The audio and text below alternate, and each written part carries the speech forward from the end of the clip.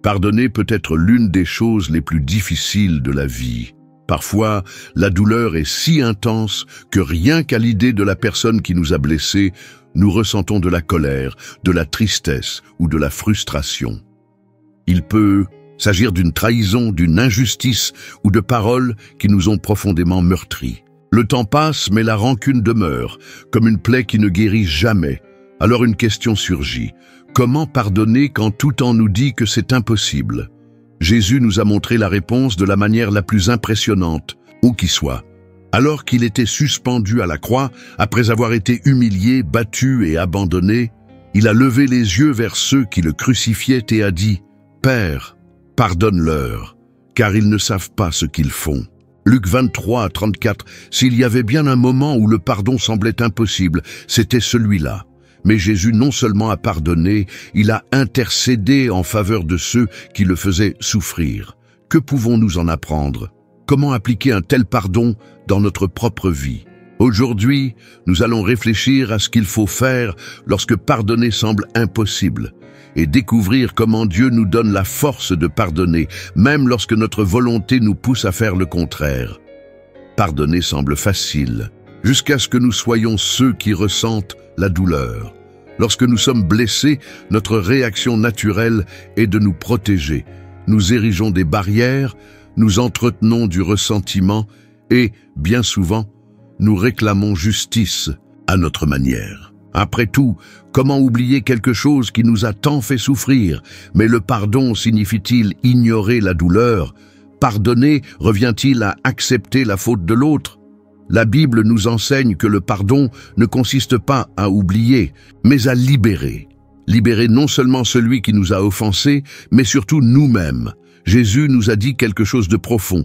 Si vous pardonnez aux hommes leurs offenses, votre Père céleste vous pardonnera aussi.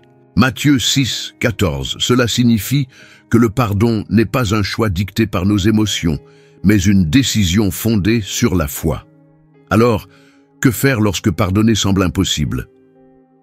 La réponse ne se trouve pas dans notre propre force, mais dans l'exemple de Jésus. S'il a pu pardonner sur la croix, ne pouvons-nous pas apprendre de lui? Peu de scènes dans l'histoire de l'humanité ont été aussi brutales que la crucifixion de Jésus. Il a été trahi par un ami, arrêté sans raison, humilié publiquement, battu et couronné d'épines. Son corps a été transpercé par les clous de la croix, et il a été laissé là pour mourir, devant une foule qui l'insultait. S'il y avait bien quelqu'un qui avait toutes les raisons de ne pas pardonner, c'était Jésus.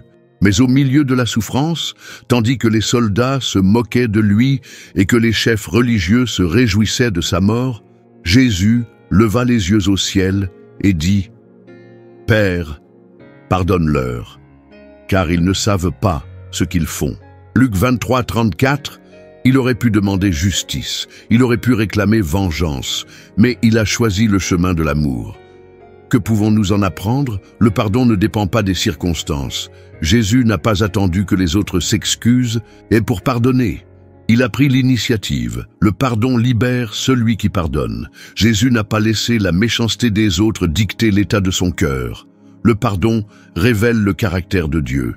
Lorsque nous pardonnons, nous devenons plus semblables à Christ. Si Jésus a pardonné ses ennemis au pire moment de sa vie, qu'est-ce qui nous empêche de pardonner aussi? Si pardonner était facile, Jésus n'aurait pas tant insisté sur ce sujet. Le pardon fait partie du processus de Dieu pour nous façonner. Il ne nous apprend pas seulement à libérer l'autre, mais il nous transforme aussi intérieurement.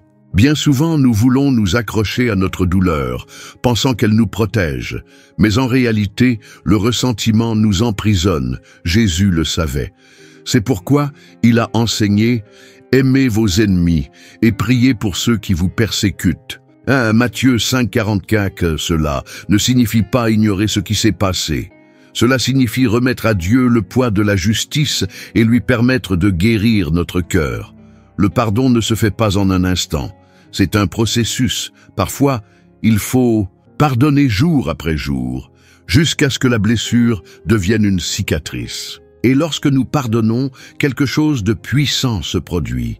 Le passé perd son emprise sur nous. Peut-être qu'aujourd'hui, vous avez l'impression que pardonner est impossible. Mais souvenez-vous, le même Dieu qui a donné à Jésus la force de pardonner sur la croix peut vous fortifier aussi. La vraie question est, êtes-vous prêt à commencer ce processus? Si pardonner vous semble impossible, par où commencer? Voici 3 étapes qui peuvent vous aider à faire ce premier pas. Parlez à Dieu de votre douleur. Avant d'essayer de pardonner, apportez votre souffrance à Dieu. Dites-lui ce que vous ressentez, sans crainte d'être sincère. Il comprend votre douleur et veut vous aider à la surmonter. Choisissez de pardonner, même sans en avoir envie. Le pardon n'est pas un sentiment, mais une décision. Vous pouvez encore ressentir de la douleur, mais choisir de relâcher le pardon. Avec le temps, votre cœur sera transformé. Priez pour la personne qui vous a blessé. C'est l'étape la plus difficile, mais aussi la plus puissante. Jésus nous a enseigné à prier pour nos ennemis, car cela change notre perspective. Quand nous prions pour quelqu'un, nous détournons notre regard de la douleur et permettons à Dieu d'agir dans notre cœur. Pardonner, ce n'est ni oublier, ni faire comme si rien ne s'était passé. C'est remettre la justice entre les mains de Dieu et lui permettre de nous guérir. Si aujourd'hui vous avez l'impression de ne pas pouvoir pardonner, faites un pas de foi. Dieu peut vous en donner la force. La vraie question est, êtes-vous prêt à commencer ce processus? Père, pardonne-leur, car ils ne savent pas ce qu'ils font. Eudates, Luc 23, 34, ces paroles de Jésus renferment une promesse profonde. Le pardon sera toujours plus grand que n'importe quelle offense. Jésus nous a montré que le pardon précède le repentir. Les soldats se moquaient encore de lui. Les pharisiens continuaient à l'insulter. Personne ne lui avait demandé pardon, mais il a choisi de pardonner.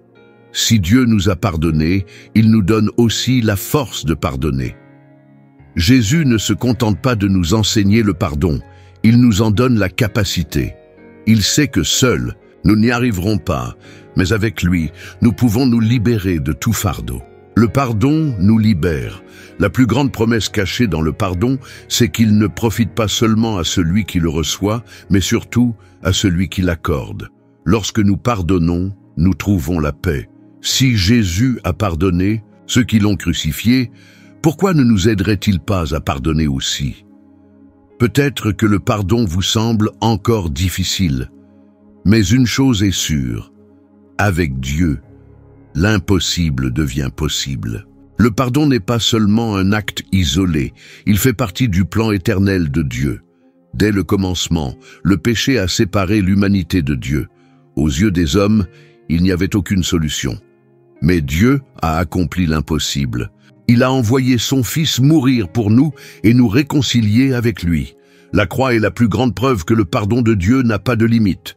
Si Dieu nous a pardonné, pourquoi ne pourrions-nous pas pardonner? Nous étions coupables, mais il nous a donné une nouvelle chance. Lorsque nous pardonnons, nous reflétons l'amour que nous avons reçu de lui. Le pardon est le chemin vers la liberté. Jésus a dit, « Si donc le Fils vous a franchi, vous serez réellement libre. » Jean 8, 36, garder du ressentiment nous enchaîne, mais le pardon nous libère.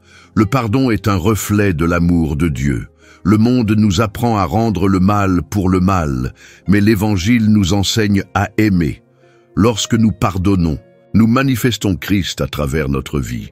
Si Dieu ne nous avait pas pardonné, nous n'aurions jamais eu accès à la vie éternelle. Le pardon n'est pas seulement un choix, il fait partie du plan de Dieu pour nous.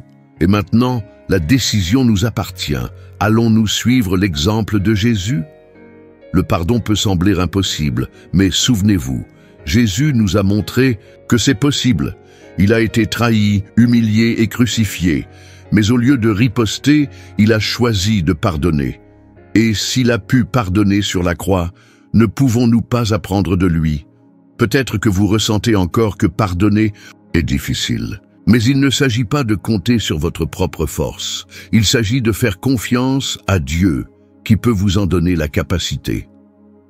Maintenant, arrêtez-vous un instant et réfléchissez.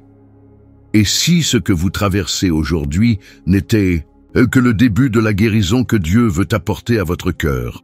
Aujourd'hui, choisissez de faire un pas de foi. Faites confiance à l'œuvre de Dieu et laissez-le transformer votre chemin.